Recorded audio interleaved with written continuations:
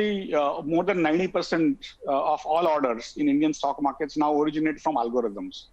And if there are more retail traders coming in, more retail orders, the more algorithm orders also come in, because that's how sort of they match up in terms of speed.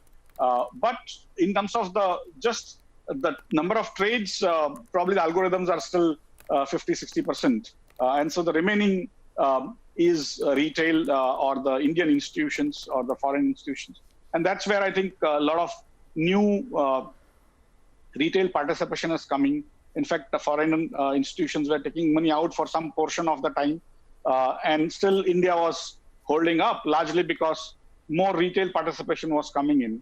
Of course, BSE has also seen a very interesting trend in terms of the mutual fund distribution, that although the markets fell almost 40%, and then of course they've come up, but the mutual fund inflow, which BSE has been generating for the mutual fund industry, has also been tremendous. So that is adding into the overall upside that the market is getting in terms of the real money flowing into the investments. And so I would say there has been some sort of a increase in retail participation, their ability or their tendency to trade more. Even the same old person who was not trading as much is now trading more. Newer people are coming in, so they are usually more or faster trading people. But overall, I still think it's early days. The first stage of the bull market is usually about the large cap stocks. Then it goes into the next 400-500 stocks, and then towards the end, it goes into the small cap stocks. So as you rightly said, today the large cap stocks are in a way dominating with almost 95% of the trading volumes. But the money that gets made is actually on the mid cap and the small cap in the long run. So last 3-4 years, both mid cap and small cap have been neglected, largely due to what I call indexation in the world market. Most of the inflows into the world equity markets are now index oriented. They just do investments without even analyzing a company. They just invest based on the index weightage of a company. And that is basically almost everything, even in India's EPFO investment, for example, that's on Sensex and Nifty both. And so there has been a focus or a concentration on investment there. The mid cap and small cap have been laggards. And I think somewhere on the line, when that play comes in of mid cap and small cap, you will see much broader participation from the market as well as from the companies. Because today morning also one of the sort of well-known economists wrote to me saying, both the indexes we watch are not representative of the Indian markets. And what is your opinion? And I said, but they were never there. It's just that they are what I call the only thing we have today.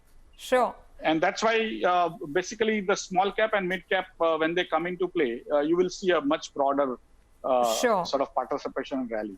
Sure. So now let me go back to the point, that very interesting point that you've made on market share gain. Where do you think that's coming from, Mr. Chauhan? I mean, you gave some guesstimates, but what part of the market? Are you seeing higher participation from institutions? Is there more participation from mutual funds? What do you think has gone into it? And can you quantify the extent of the market share gain? The way I look at it is BSE's technology has been far superior from 2015 onwards, 2014 and 2015 onwards.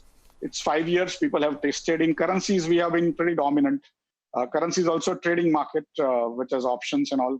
Recently, in June 1st, we started options on goods in gold and silver. There also, we have got some tremendous response with daily volumes exceeding 2,000 crores now every day. And so there is an appreciation of BSE's non-stop technological march, as I would put it. People are now realizing that they can't be dependent fully on one too big to fail situation. They need to hedge. They need to kind of ensure that even the larger systems fail.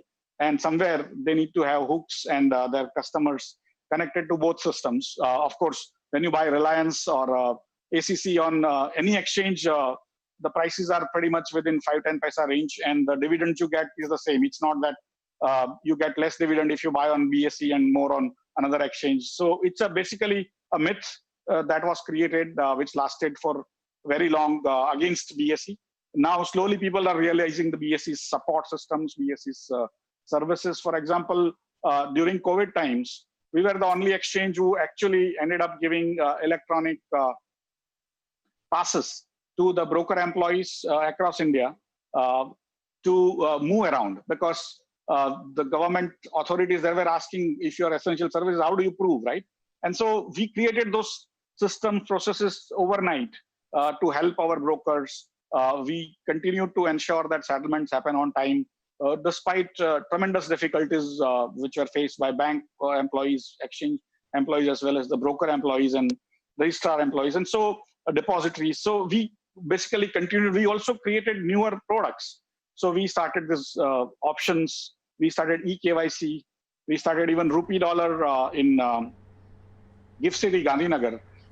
And so people know that this group of people are really smart. They are able to work despite difficulties. And somewhere on the line, I think that appreciation is what is making our brokers and the investors also appreciate that somewhere on the line they need two large comparable exchanges. That's why, I think slowly people are also giving some volumes to BSE. Right. Mr. Chauhan, we're running out of time. Just two more questions.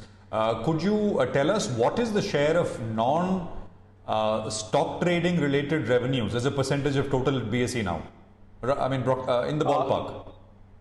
In terms of the operating revenues, it would be in the range of around 15 to 20%. That includes the data revenues as well as the mutual fund revenues. These are the two large revenue sources which are non-trading side.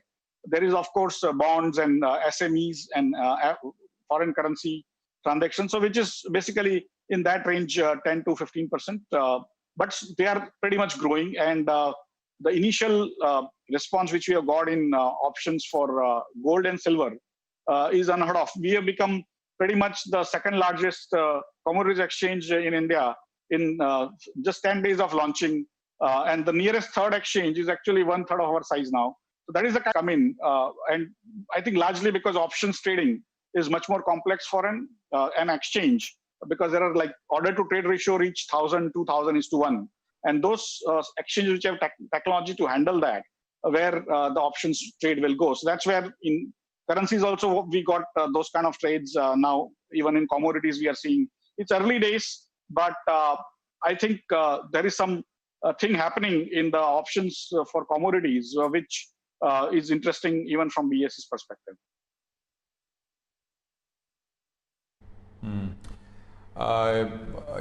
Just one last question, Mr. Chauhan. You did about 200 crores in standalone profits in this is FY19. Could you give us some sense of what numbers will look like, this year and the next year? I mean, what should we expect? Because if I look at the net profit trajectory, it's been volatile. I mean, you did 200 crores in 17, 564 crores in 18, 200 crores in 19. What should we expect in terms of trajectory, sir? See, basically, we focus more on our operating revenues and operating expenses. Some of what you see, why it is volatile is because these are all financial related activities. We used to have a very large balance sheet. And that balance sheet now we have actually reduced by giving out a lot of dividends to our shareholders, as well as doing a lot of buybacks. So over last 3 years since we listed, we have given away to shareholders almost 12 to 1,300 crore rupees. And that has reduced our financial income by a large margin. And so any business is basically measured on the operations income and operations expenses, and the difference between that is the profit or loss part of it. And there were some regulatory charges which we had to take over last year also. I hope this year we won't be able to take. So this year onwards, you will see some stability there. But today, our basic income comes out of listing, which is very large. Then the transaction income, which is transactions in the equities market, currencies market, and also in mutual fund market. These are the three large areas. We have now Mutual fund growing pretty much. Last year we did 66% of the entire industry's equities inflow, and this year also we have continued with that. But we don't see too much of income increase as of now, unless the volumes continue to remain there. Then of course the transaction volume increases. Our large chunk of our profits for 2017 or 2016 period used to be from the IPOs and also from the small cap stocks. So if small cap stocks, which are exclusive to BSE, if they do well, BSE will certainly do well. If the IPOs come or the rights issues come and those kind of things, again, BSE will do well. But currently, that upsurge, as you said, almost 60%.